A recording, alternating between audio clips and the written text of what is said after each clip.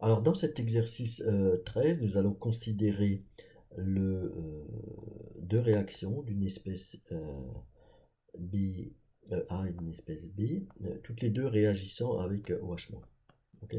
La réaction A, il se produit, la réaction conduit à deux produits, ici, selon K1 et K2, et la réaction avec B se produit avec une vitesse de constance de vitesse K3.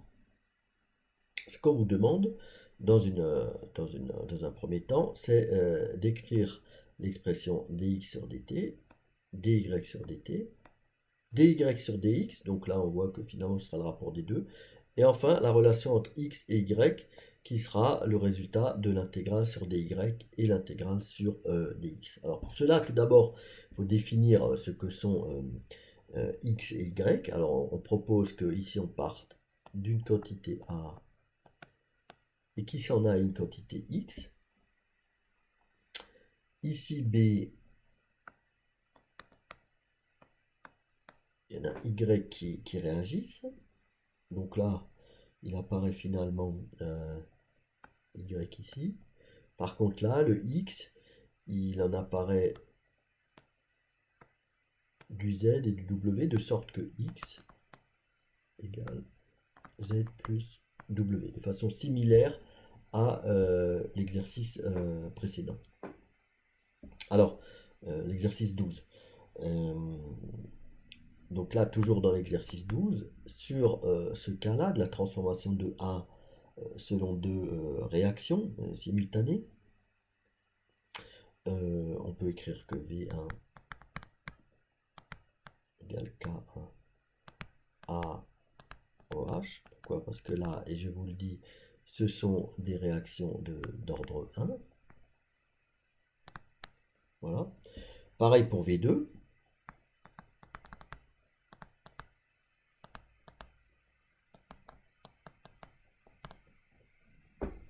C'est K2. Et évidemment, V égale V1 plus V2 avec K égale K1 plus K2. Comme précédemment. Alors ça, on peut l'écrire, cette vitesse-là, comme également l'apparition de la quantité x.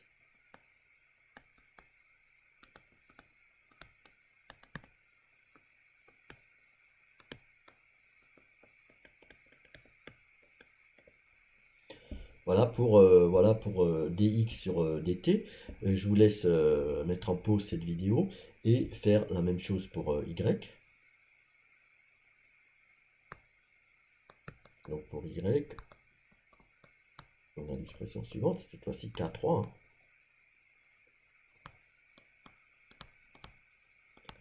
A et OH-. Voilà, pour avoir le rapport dy sur dx, je vous laisse faire le rapport. Donc mettez la vidéo en pause et faites ce rapport dx sur dt sur, ou l'inverse dy sur dt sur dx sur dt, simplifié. Donc mettez la vidéo en pause, faites ça.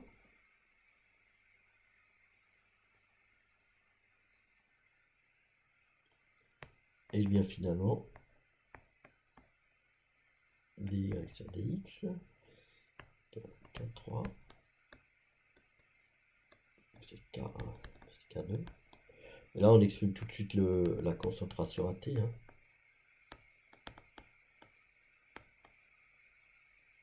Voilà. Ce que vous auriez dû trouver. Donc maintenant, la relation entre x et y, donc là, l'idée, c'est d'intégrer tout ça. Donc, je vous propose de mettre d'un côté le dy, de l'autre côté le dx, et d'intégrer entre les bornes correspondantes. Vous pouvez mettre la vidéo en pause. Alors, vous auriez dû trouver dy, donc on met les y d'un côté. Tout ce qui est constant là, on peut le laisser ici. Et dx sur a moins x. Là, on intègre entre 0 et x, ici entre 0 et y. Hein, c'est des choses qui apparaissent, donc qui vont augmenter de 0 à y dans le temps, ou de 0 à x dans le temps. Et dès que si vous intégrez tout ça et isolez finalement le y, vous devriez trouver, donc vous pouvez mettre la vidéo en pause avant que je donne le résultat, faire cette intégration-là. Donc vous devriez trouver, alors je laisse d'abord le ln.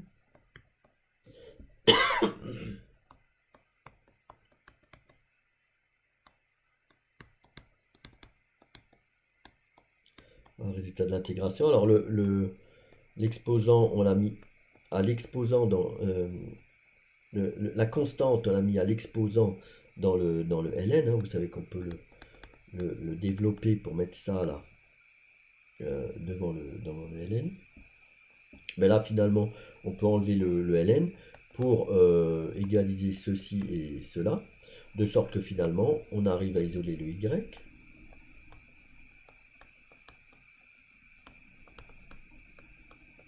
Qui vaut ça.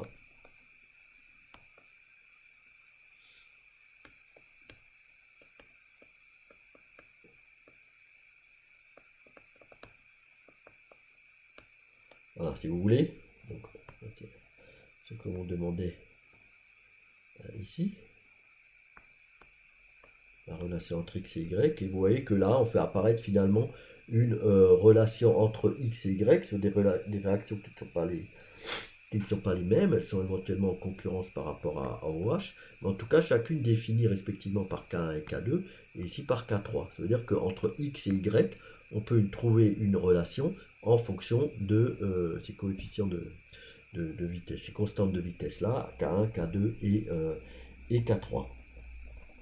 Bien, à présent, dans l'exercice 2, ici on vous demande de déterminer la relation entre x et z, puis entre x et w, connaissant cette relation-là entre K1 et K2. Donc ça, c'est quelque chose de similaire à ce qu'on a déjà vu. Hein. Donc l'idée, c'est d'exprimer déjà d'une part dx sur dt. Mais cette apparition-là se fait en fonction de la constante k.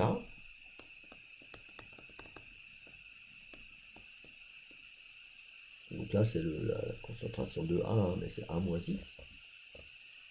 Et dz, donc dz, c'est ce chemin-là, c'est l'apparition de z, hein, qui doit être fonction de K1, de A moins X, et de OH, concentration de OH. Voilà.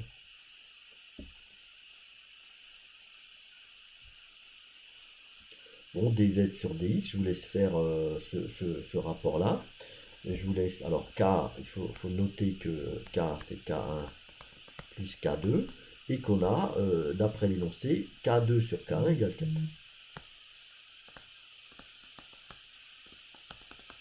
Okay. Donc je vous laisse faire ce rapport, de trouver ce rapport entre cette expression-là et celle-ci, de sorte à trouver le rapport dz sur dx. Vous pouvez mettre la vidéo en pause et calculer cela. Donc vous devriez trouver quelque chose égal à cela.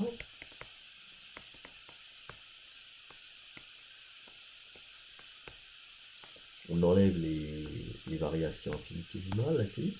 On exprime K2 comme 4K1, de sorte que finalement, c'est égal 1/5 de x. Et ça, vous faites la même chose pour trouver la relation entre W et X, et vous démontrez donc, selon la même démarche, que W égale 4/5 de X.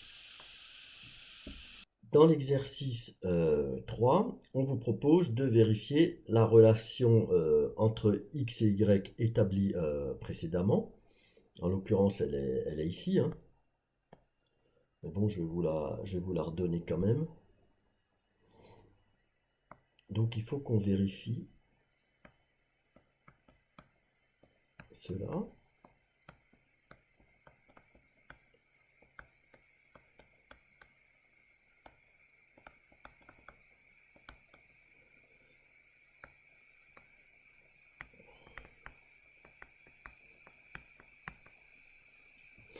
Voilà.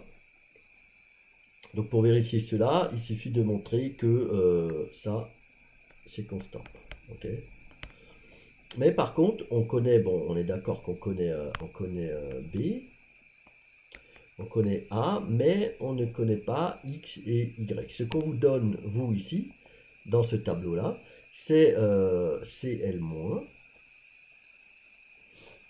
Donc CL-, il est là. Vous voyez que CL-, bon, la concentration de CL-, en l'occurrence, c'est Y plus Z plus W. Et on vous donne cette concentration-là qui est...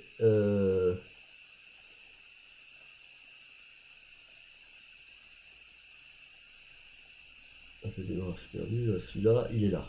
C'est Z. Donc CL-, c'est... là, la première ligne, c'est Y plus Z plus W. Et la deuxième ligne, c'est Z. Voilà.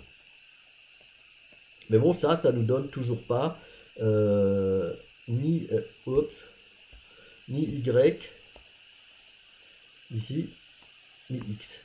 Par contre, on va utiliser les relations qu'on a établies précédemment, donc celle-ci, pour remonter à X et à Y. Alors moi, ce que je vous propose, c'est de réécrire ce tableau-là en écrivant donc Z. Donc Z, c'est la première ligne. Okay.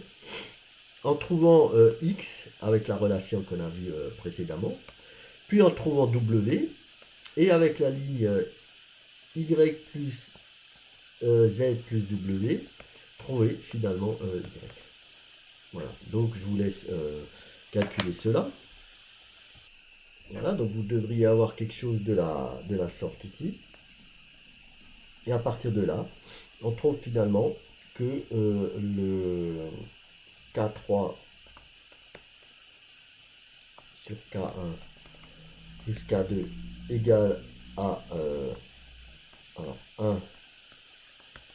1,713 et que cette chose-là est constante. Voilà, donc ça veut dire que la relation là, elle est vraie.